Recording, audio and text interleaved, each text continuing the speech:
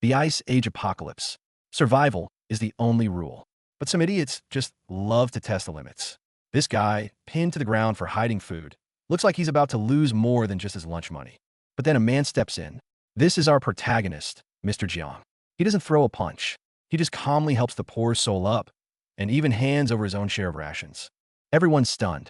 A saint in the apocalypse? But Mr. Jiang just smiles. He's not using force.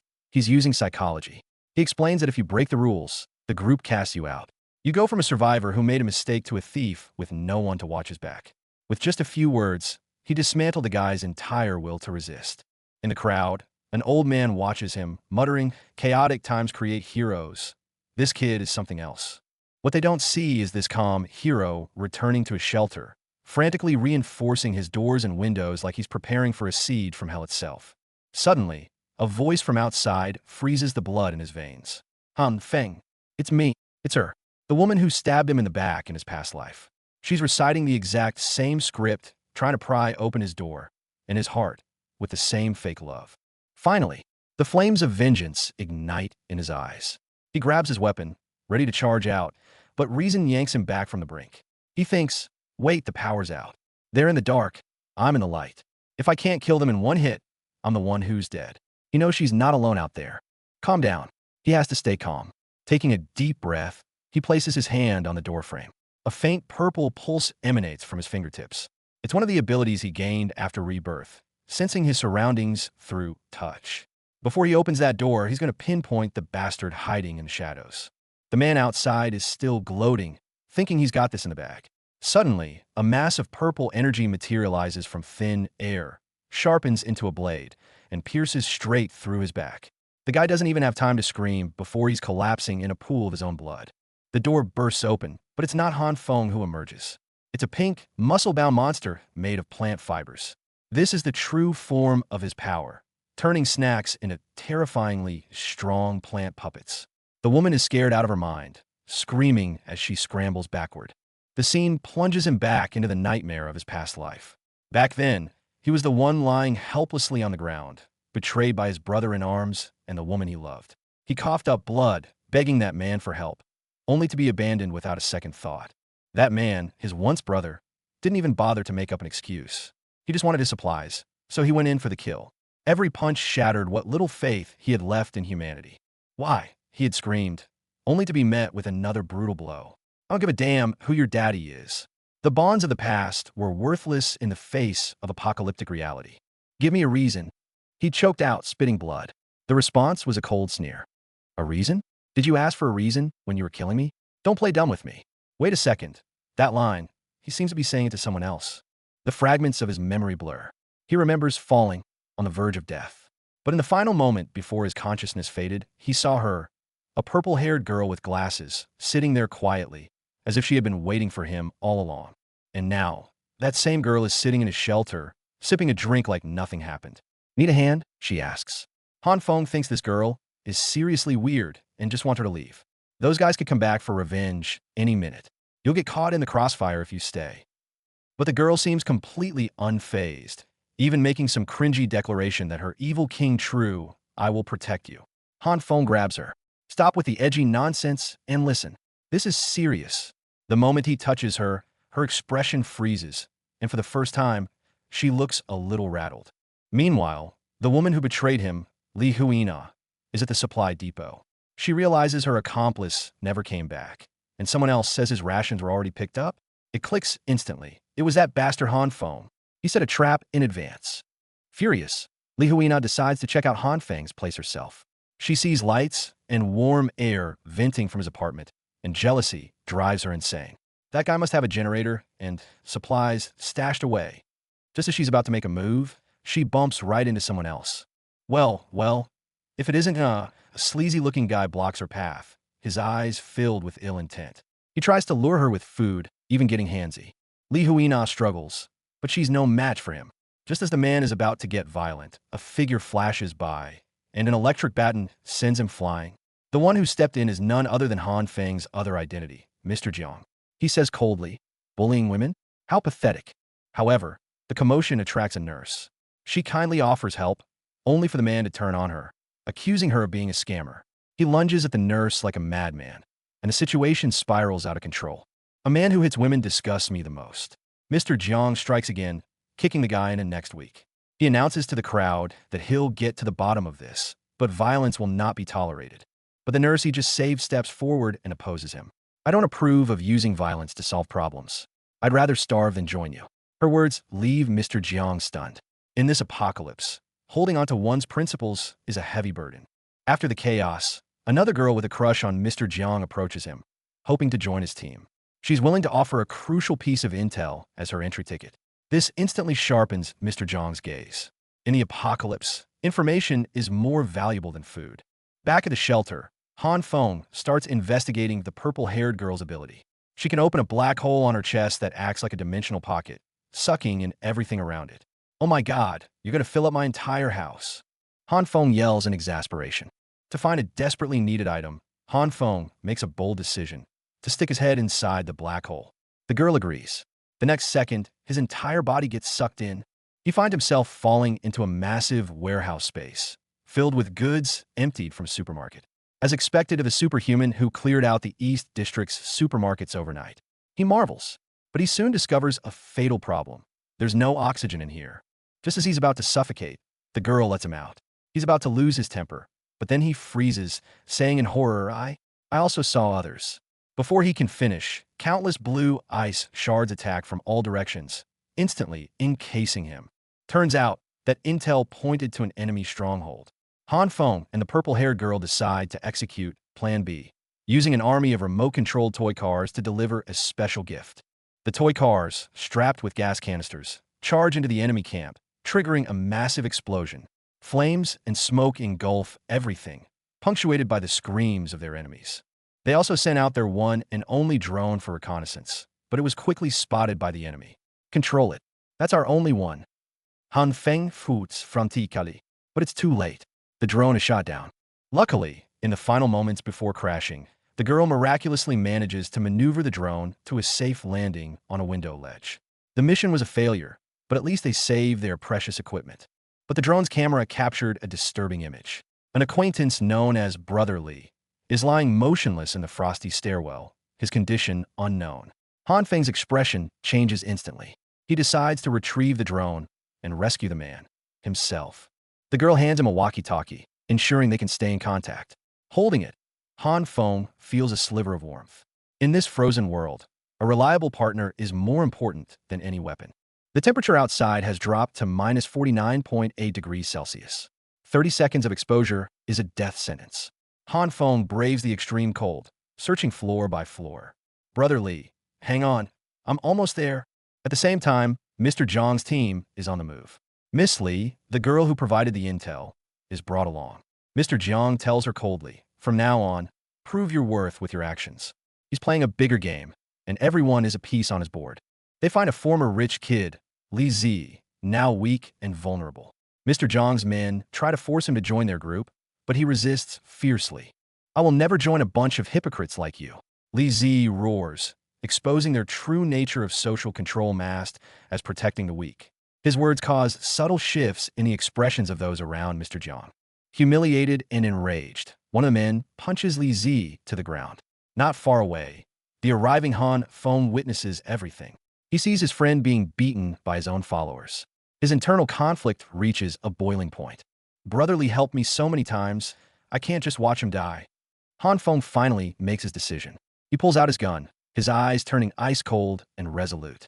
This time, he is no longer the calculating Mr. Jiang. He is Han Feng, reborn for revenge and protection. A bloody internal conflict is about to erupt. Bang! A single gunshot rips through the frigid air and the fragile peace. Just as Li Zi is about to be swallowed by the mob's fists, an unexpected figure steps between him and the thugs. Han Feng. No, right now, he's just Han Feng. The barrel of his gun is still smoking, his eyes as cold as the apocalyptic wind. Everyone be quiet. Drop your weapons. Kneel. Han Feng's voice isn't loud, but it carries an undeniable command. The man once known as Mr. Jiang is single-handedly dismantling his own crew, all to save one friend. This mob has never seen anything like it. They fold instantly, dropping their weapons and hitting their knees. Li Zi struggles to his feet, staring at this familiar yet alien back, a storm of emotions brewing inside him. Brotherly, let's go. Meanwhile, the abandoned crowd stares at each other, humiliation and anger boiling over. They can't comprehend it. How could the calculating Mr. Jiang betray them for an outsider? He has a gun. That means he must be hiding supplies, someone in the crowd shouts, instantly igniting everyone's greed. That's right. In this apocalypse, a gun equals the right to live. A new, more dangerous plan begins to form in their minds. The two of them slip back to room 1804, Li Zi's secret base. Han Feng is shivering from the cold, but in our boy's hand, a snack wrapper is emitting an impossible warmth. So what? Han Feng says in awe, completely unaware that he's witnessing one of the most absurd miracles of this ice age. When the door opens, Han Feng is completely floored. A radiator? A generator? And this entire room overflowing with supplies. What the hell is going on with your house? He feels his entire worldview crumbling. Our boy just scratches his head with an awkward smile.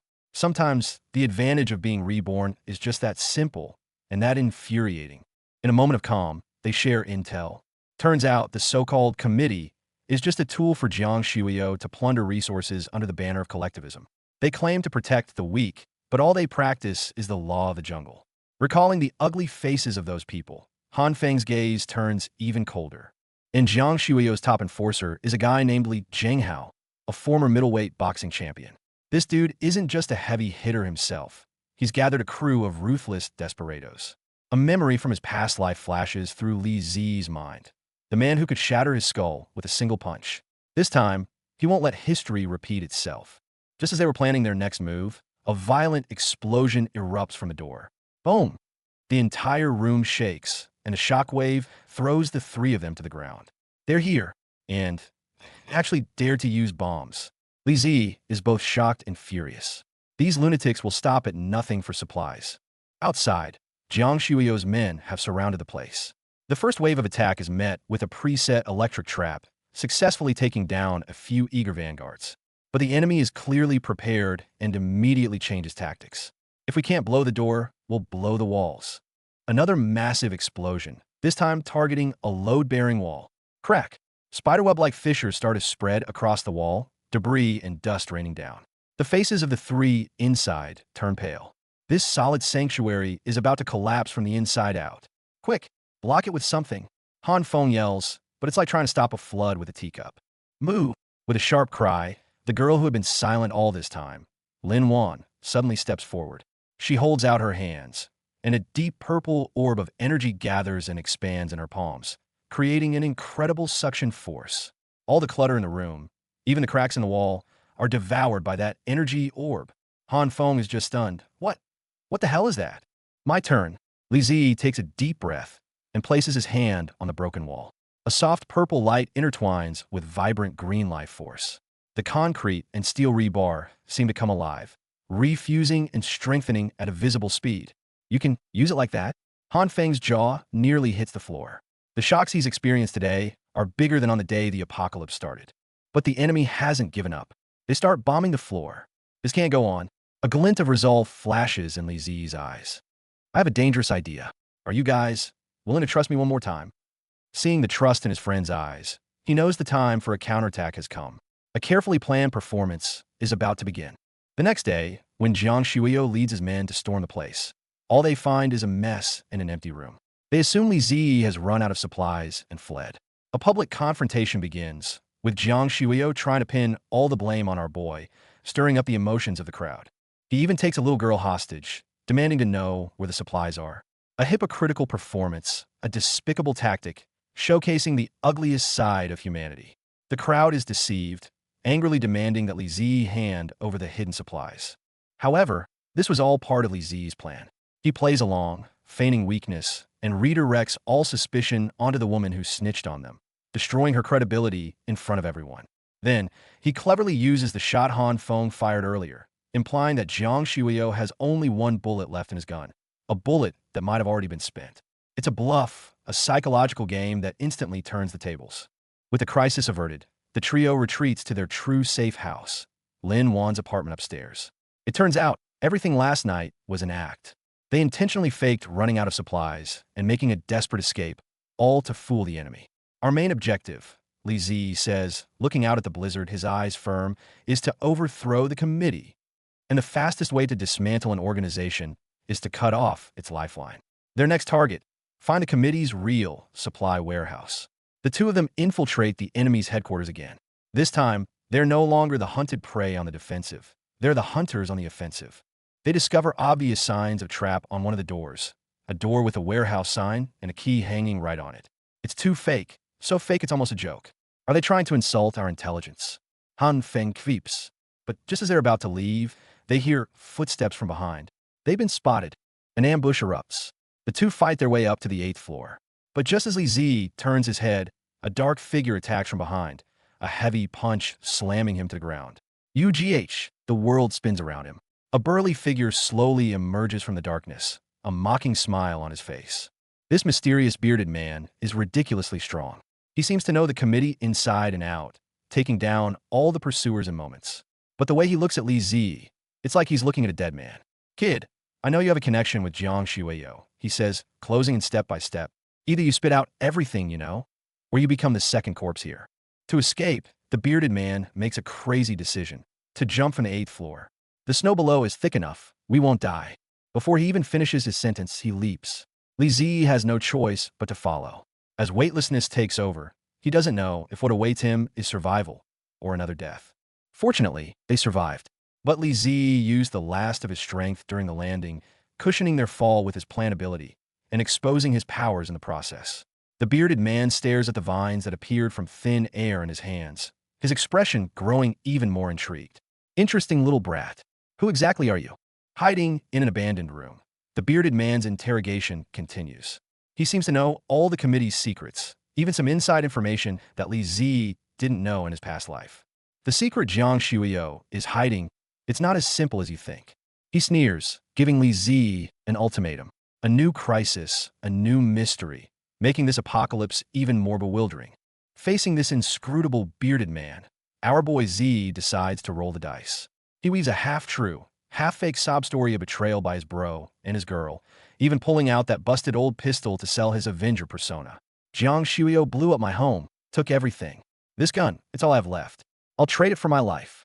But the old man just scoffs, looking at him like he's a toddler. This piece of junk? To the big shots in the committee, that's less valuable than a fire poker. The lie was called out instantly, but unexpectedly, it led them to a common enemy. The bearded man, Han Feng, knows the committee's corruption inside and out. Jiang Shuiyo has made everyone believe that being evil is the only way to live comfortably. His voice is laced with disgust.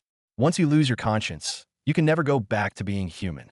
Z's eyes turn cold, hatred from his past life bubbling up. One fighting to survive, the other for revenge. Two unlikely allies now share a single, crystal-clear objective. We have to overthrow the committee. Step 1 of the plan, find the committee's armory. But Han Feng's companion scoffs at the idea, calling it a fool's dream. The strong prey on the weak. That's just the way it is. And right then, a shadow descends, and a solid thwack sends the guy sprawling. The attacker? An associate Z arranged beforehand.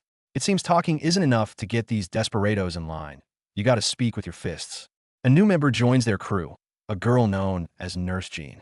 Turns out, she's also got complicated ties to Jiang Shuiyo. To consolidate power, Jiang recently exiled a bunch of sick, elderly people, including a grandpa Li who was kind to our boy.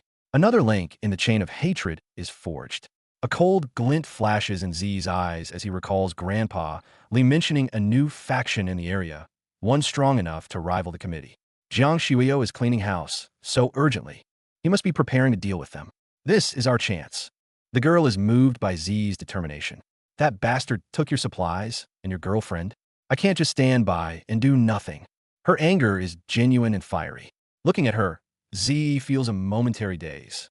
Maybe, just maybe, there's still something worth protecting in this frozen hellscape. His plan is as bold as it is insane. Get caught on purpose, infiltrate the committee's heartland, and find the armory from the inside. He bites down on a snack, feels the power surge within him, his gaze hardening with resolve. Han Feng, it's time to move. All according to Kikaku. Z has successfully infiltrated at the cost of a broken arm. But it's all part of the calculation. The moment the guards leave, he activates his ability. An emerald light envelopes the wound, and the shattered bone knits itself back together in seconds. I'm finally in. He lies back on the vines he summoned, feeling his stamina rapidly return. Next step, find that armory and then turn this whole place upside down. He quickly links up with his inside man, Brother Lee, who brings some bizarre intel. He found a secret warehouse on the second basement level, filled to the brim with sausages as thick as a man's arm. Nah, that ain't food.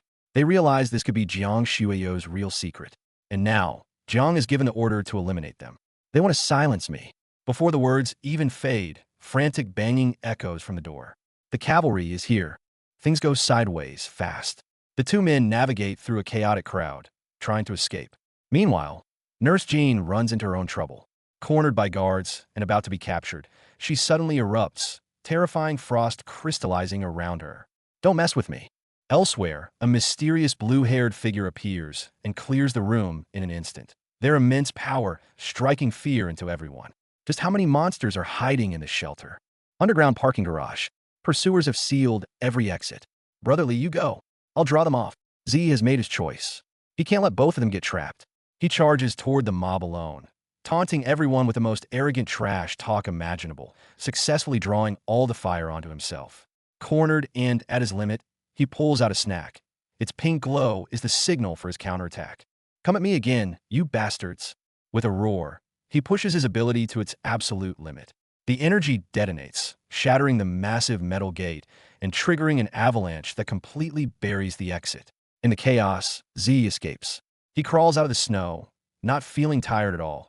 In fact, he feels his control over his power has grown stronger. But a white-haired man has been waiting for him in the snow, a mocking look in his eyes. Waiting for your death. Z's pupils shrink. This man, Li Jinghao, was one of his greatest rivals in his past life. What's he doing here? But Li Jinghao's next words are even more shocking. Let's cooperate. Enemy? Ally? In this apocalypse, the lines have long since blurred. After a moment's thought, Z extends his hand. I don't trust you, but our goals are aligned. The most impossible alliance is forged. However, the honeymoon period for this new alliance ends before it even begins. The moment they get back underground, they run straight into Jiang Shuiyo's main force preparing to evacuate.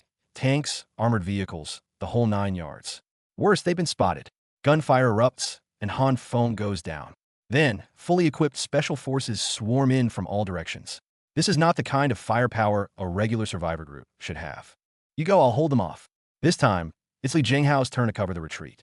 He charges into the enemy ranks like a wild beast, moving so fast he's just a blur. But they're facing a trained army, and a crossfire is set up in an instant. The dense hail of bullets seals off every escape route. Z can only watch as Li Jinghao is pinned down, and he himself is cornered. Not so fast. In this desperate moment, Li Zi slams his hand on the ground. The snacks he eats can do more than just sprout vines. A purplish-pink light spreads from his palm, turning the solid concrete into a viscous swamp that traps the armored vehicle. But this move drains him, and the enemy seizes the opening. A grenade comes whistling through the air. Boom! The massive explosion sends him flying, his consciousness fading to black. He feels like he's fallen into a bizarre dream. Countless horned sheep are licking him with their enormous tongues. The sensation is ticklish, but kind of nice. But the next second, a giant tongue wraps around him, viciously draining a green energy from his body. Yahak! The sharp pain jolts him awake. He sees his own body uncontrollably emitting life force. Across from him, the enemy's eyes begin to glow with a sinister red light. A new power? Or the beginning of him losing control?